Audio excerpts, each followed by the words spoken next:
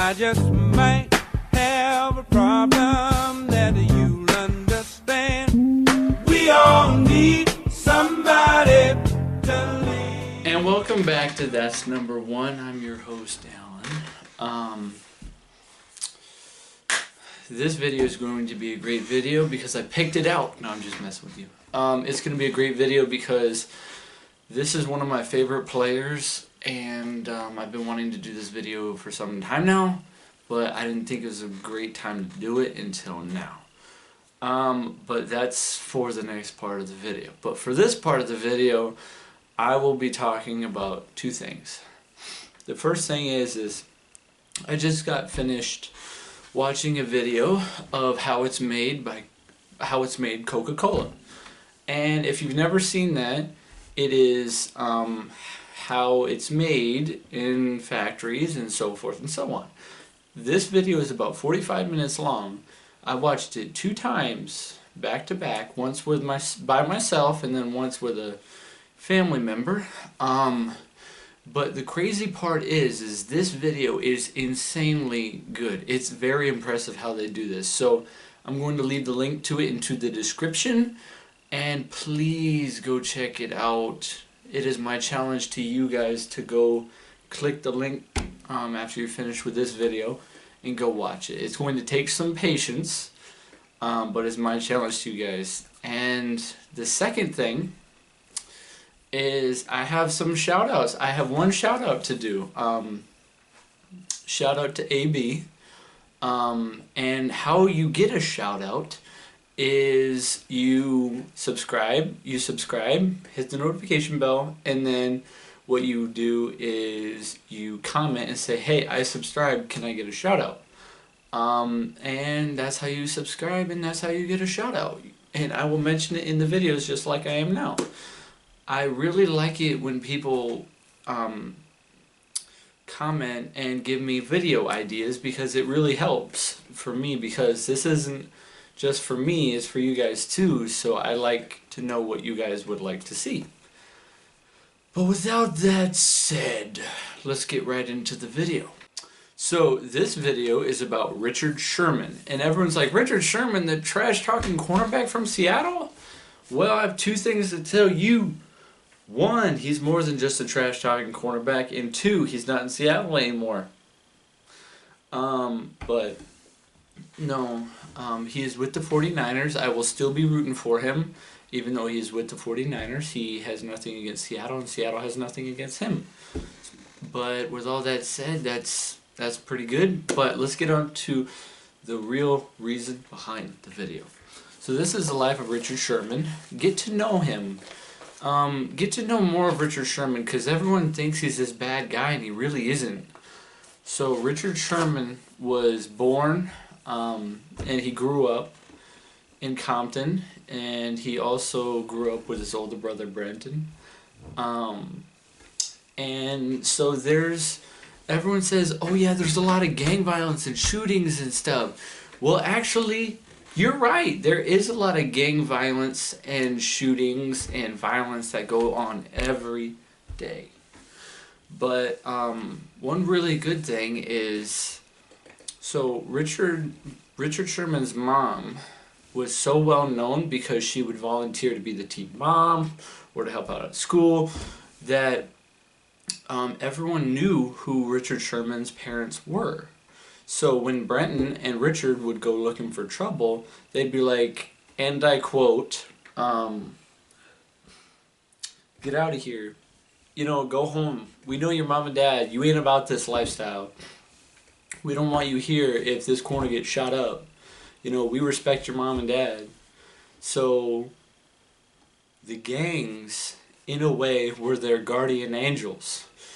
None of them would take them when they went out looking for trouble. And so it's kind of ironic that the gangs had so much respect for them and didn't want to see their kids fail, that they would not let any of that stuff happen to them.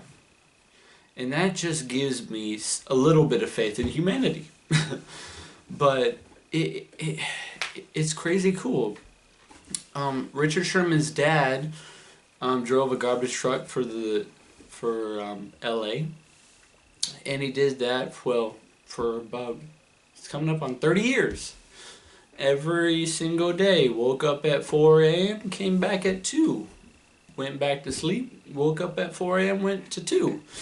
So, his blue collar work put him in a work ethic that showed him that Brenton and Richard would get more education than him, and really wanted them to succeed. So yeah, is he a trash talker? Yes, he is. But if you cut through all the noise, he has a lot to talk about. He was, one of his best friends was killed the first year in Stanford. The first year he was in Stanford, Richard was. Richard came back and he was visiting, and his friend was just at the wrong place at the wrong time and got shot at and got hit. It's a tragedy. It's really bad. And to this day, Richard's telling people about him, and yeah, it's tough. It really is. Yeah, and what's harder than that is everyone's conception of Richard because he was born and raised in Compton. Oh, what are you doing here? How'd you get to be here? What you don't know is there's a lot of good stuff that comes out of those inner cities if people really set their mind to it and really work hard to get what they want. And Richard's the perfect example. And so he went to a different college and then went to Cal. He went to a different college and then went to Stanford. And then after that, he got a degree from Stanford. So if football doesn't work out, he still has something lined up for after football. But like I said, if you cut through all of the noise he has created, he has a lot to talk about. And one of the things that you don't understand about him is he goes back to Compton every off season and goes and tells kids, hundreds of kids, that you don't have to just end up dead or in jail. And people come up to him and say, how do you do it? I don't have a support group. I don't have a mom or a dad. How do you do it? And it's really difficult. And he said, and I quote, some people think the greatest feeling is when you score the game-winning touchdown. But truly, in his case, he said, the best feeling is helping someone who has nothing. He cares a lot about the boys and girls coming out of Compton, but more than that, he cares about the boys and girls everywhere, trying to make a difference, trying to get out and underneath from this trend of not being able to succeed because I don't have the support group I need. Well, my intro is Lean on Me. I don't know if you guys know that, but that's what I'm here for. If you guys are going through a rough time, that's what I'm here for.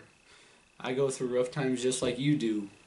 Players are people too. I'm a player and I'm a person too. It's that simple.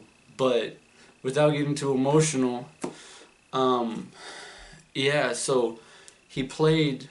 He was drafted in the 5th round, 154th overall, and his parents said anyone who really gets to know Richard loves Richard because of how much he does for others, and all he wants to do is to help others, and people don't understand that this guy genuinely wants to help people and doesn't just use football as a way of making money or making his voice heard. He also uses football to have that position to help others, to have that state to where he can go around, draw in a crowd, and help people genuinely.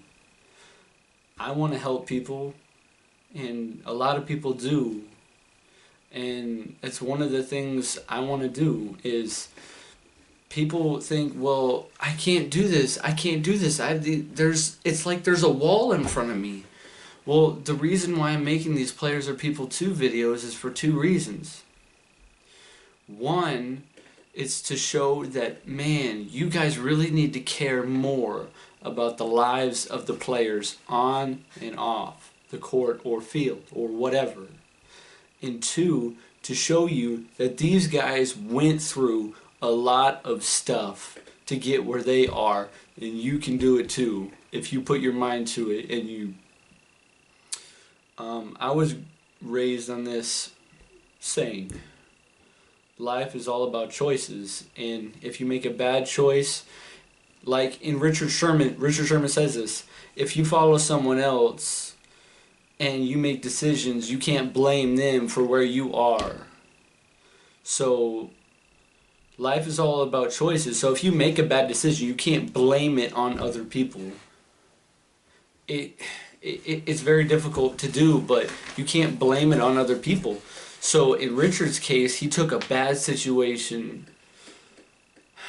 tried to make it better, then his friend got killed, and a lot of people, that would be the end of the story. His friend got killed and he went into depression. No, he broke through that wall, and he's that jackhammer to help other people break through that wall. So that's for this video. So if you really get to know Richard, I don't know him personally, I'd really love to.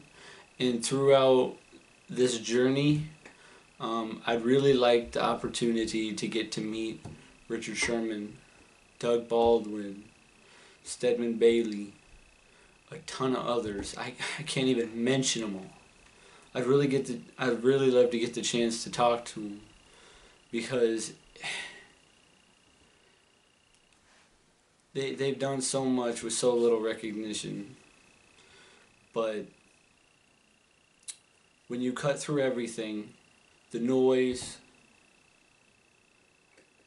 the helping others, all you find is someone who wants to help people with a loving heart. So if you truly care about understanding players and why they do what they do, if you get to really know this guy and follow him, you'll know he's not just a trash-talking cornerback. But yeah, that's this video. I hope you liked the video today. If you liked it, please click the like button, and everyone, don't comment just for the bad videos. Please comment and tell me what you think of the video I just made. And even if you don't agree with everything Richard's done, and I don't agree with everything Richard's done, comment how much it means to you guys that people get awareness out for the players who really do so much. But that's it for this video. Comment down below if you like a review on a player, or you have a name of someone that I haven't mentioned yet that has given up a lot of stuff to help other people. Please, please, I'm begging you, comment down below. And if you're new here, I make videos like this every day. So subscribe, hit the notification bell, and comment. And comment and say, hey, I subscribed, and you will automatically get a shout out from me. So without further ado, I'll see you guys tomorrow. And I think you guys might like the video tomorrow. I'm not going to spoil anything, but you guys might like it. But without further ado, I'll send you guys on your way. Be safe, and I love you guys.